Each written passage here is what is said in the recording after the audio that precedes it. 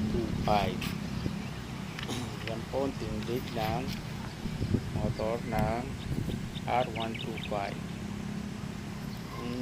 Sa leading brand po, alam nyo na anong kamukha niya. Ayan, makikita mga tindig niya. Ang ganda dito sa harap. May tatak na Euro motor at may design sa fluid, nakalagay sport racing sa headlight. Diba? Fender nya may design rin, tsaka yung mags nya parang LSC. Ito sa side naman may Euro motors. Sa fender nya meron din nakalagay na sport racing. Kaya ang ganda na rin ang design nya dito sa baba, guhit-guhit. May aerodynamic siya para sa hangin. Nice.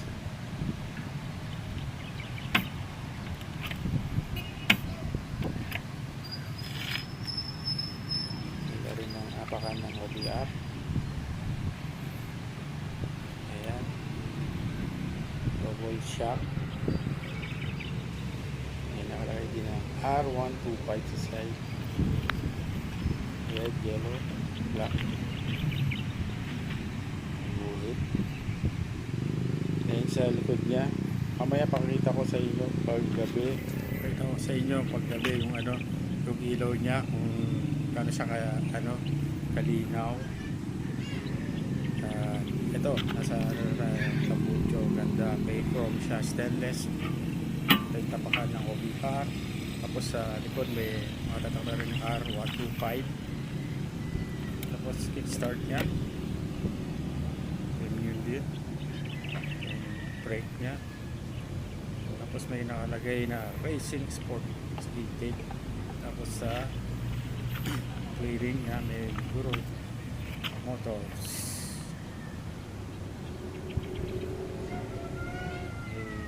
Disc brake sa likod, wheel set na repair. Then meron din nakalagay sa racing sport sa head niya. Ayan, yan ang mukha niya sa harap. Maganda rin, maganda yung pagkakinis niya. Ayan ang version 2 ng Eurosport R125.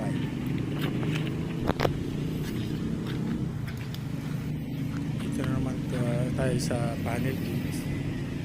Nakalagay na rin yung fuel, consumption, speedometer, light nya,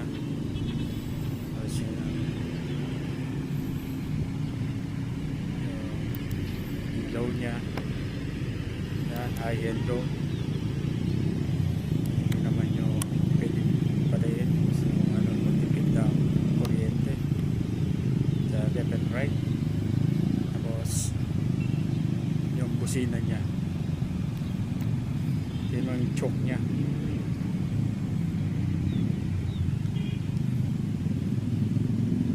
Sa kaliwa naman ng start, push start. Tapos turuan natin on. Yan ang nya, tunog nya. Sound check natin. Yan, tunog, diba?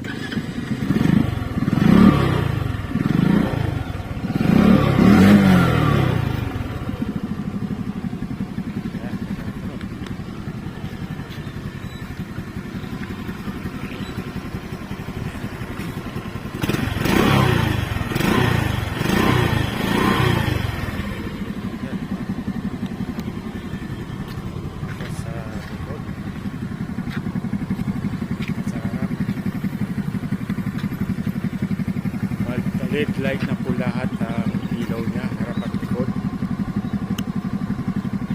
Yan po.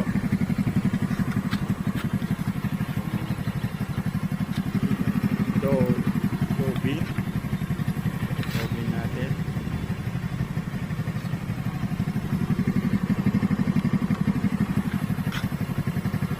Bahay dito. Kaliwa. Kanan. Left and right. Sa likod naman yung ilaw niya. Maganda po pag gabi mo nakikita mo yung ilaw niya. Ang ganda-ganda po.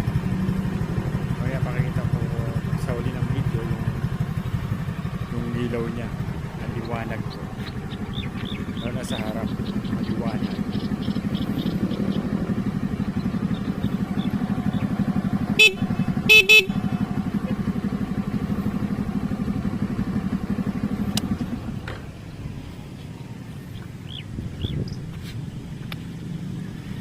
Okay po, mga kakusina, kung bago lang po kayo sa channel ko, mag-subscribe po kayo